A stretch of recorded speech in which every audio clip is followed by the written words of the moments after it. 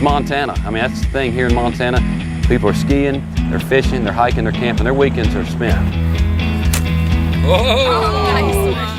As we started looking at it, we realized one of the main factors here in Montana is, especially in the western part, people are here for the outdoors. Whether they're passionate about hunting or whether they're passionate about hiking and camping, they love the outdoors.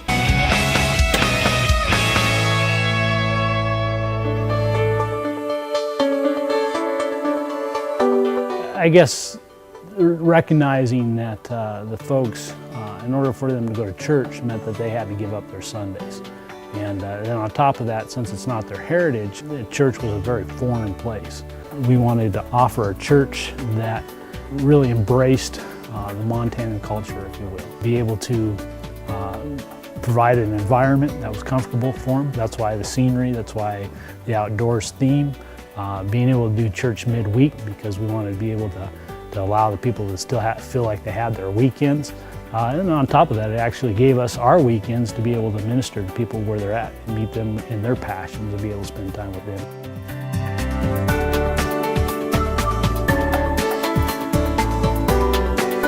Throughout my whole life, I was never really churched, or I always had preconceived notions about church and that sort of thing. And Outdoorsmen Church just really fit the DNA profile that I was looking for, and how they go about it.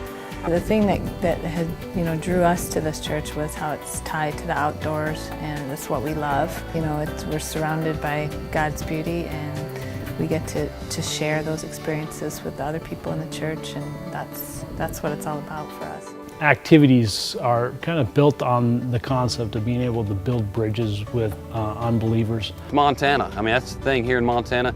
People are skiing, they're fishing, they're hiking, they're camping. Their weekends are spent. And they're not about to give up a time, particularly somebody that's never been involved in church. And to tell them, hey, quit doing that on Sundays, come sit in the seat and listen to some guy preach, man, it's not real attractive to somebody that's never been there before. So we try to create an environment. Again, it's a solid environment. But it's create an environment where they'll come, break down the barriers that would keep somebody from walking into the church. The fact is, there's a lot of folks dying and going to hell because we're so caught up on our tradition that you've got to do it this way. And we don't get outside the box. I think it's far time past when the churches need to get out of the box and start doing something else and saying, you know what, this doesn't work anymore. We're not reaching that group. We're not reaching these men, these women, these families.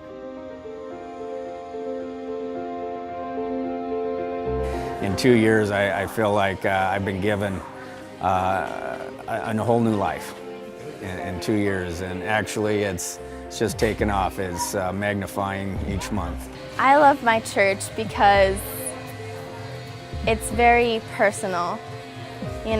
Everybody has something they're struggling with, and we all blend together as a family.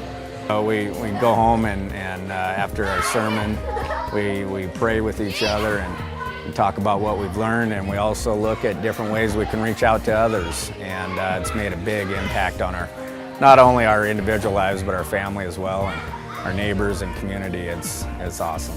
The people here just are so loving and welcoming, and they're great role models for him, and he's the one who actually drives us coming here more often than if there's a day where I'm like, oh, I'm tired. He's like, Mom, we have to go to church. We have to go to church. So he loves it here.